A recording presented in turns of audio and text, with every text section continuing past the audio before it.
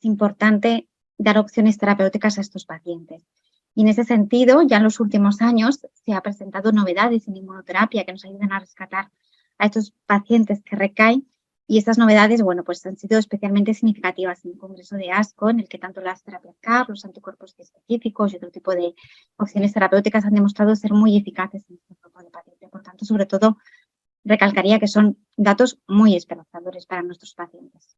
Los fármacos bioespecíficos prácticamente yo creo que han llegado para revolucionar y para cambiar el paradigma del mieloma en recaída. Los anticuerpos bioespecíficos son fármacos súper eficaces, con una tasa de respuestas superiores al 60-70%, con respuestas profundas, respuestas duraderas, que además se pueden tener prácticamente de forma inmediata y que podemos utilizar para rescatar a pacientes que hasta hace nada no tenían un tratamiento óptimo y prácticamente lo único que teníamos eran opciones de retratamientos y opciones de tratamiento paliativo. Por tanto, el poder ofrecerles fármacos biespecíficos a los pacientes que ya han agotado otras opciones terapéuticas realmente es algo muy novedoso y yo creo que son datos que van a cambiar el paradigma del mieloma en recaída.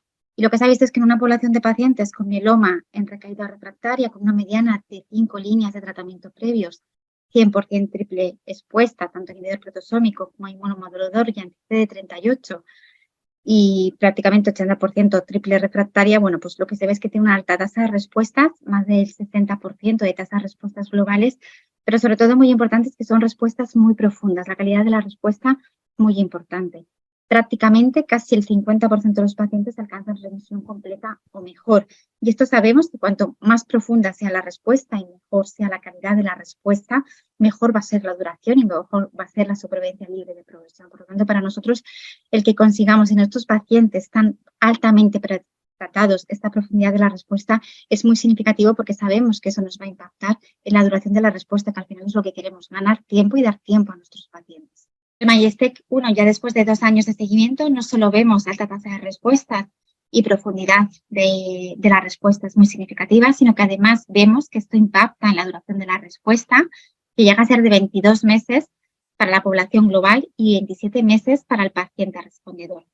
Mejoría también en la supervivencia libre de progresión, que es 11 meses en la población global, 27 meses en la población respondedora y datos además bastante importantes de supervivencia global que no se ha alcanzado en el paciente respondedor. Por tanto, alta tasa de respuestas, calidad de las respuestas, duración de las respuestas y mejoría en supervivencia global en una población de pacientes que hasta hace muy poco no tenían opciones terapéuticas óptimas.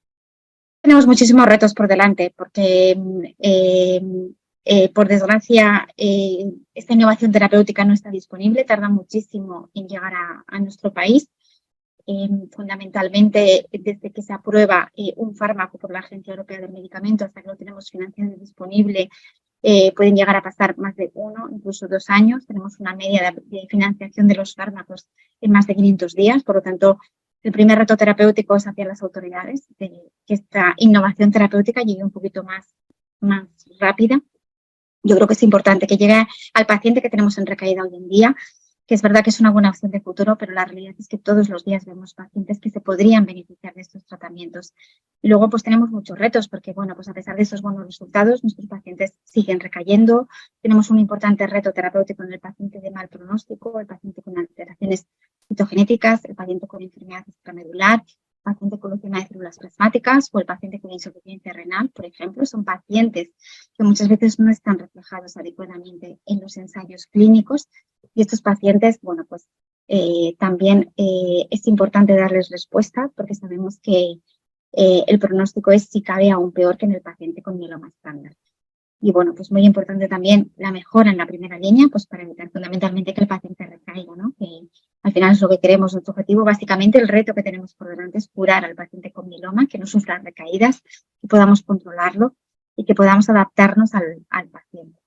Tratamientos individuales sería algo fundamental, evitar el sobretratamiento y el infratratamiento de determinados pacientes, y esto solo se consigue pues, con una medicina personalizada, adaptándonos al paciente que tenemos delante, a sus comorbilidades, a su agresividad de la enfermedad, a sus características biológicas. Bueno, pues yo creo que todavía hay muchos retos por delante, pero que estamos en el buen camino para conseguir.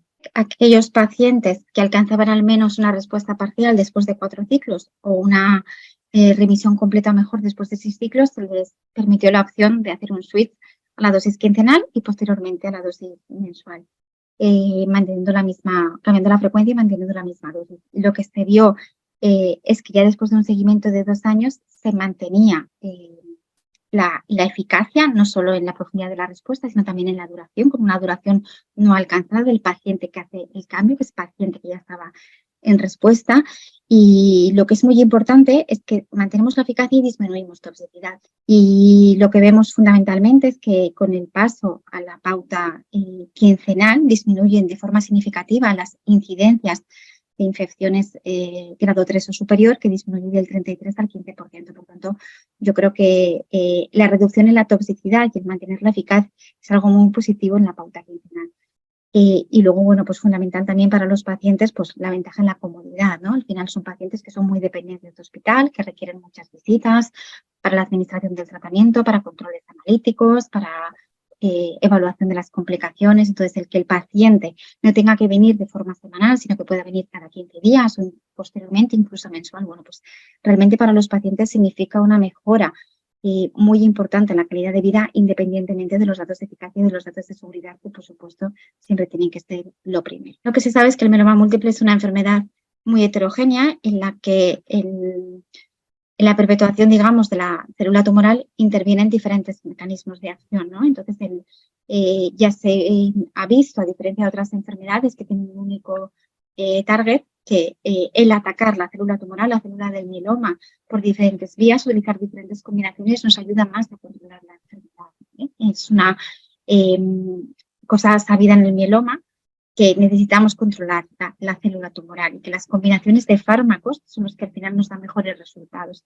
En este sentido, en el estudio Redirect, atacamos la célula del mieloma con 2 diferentes dianas terapéuticas dentro de la propia superficie de la célula plasmática y luego tenemos la acción sobre el linfocito CD3.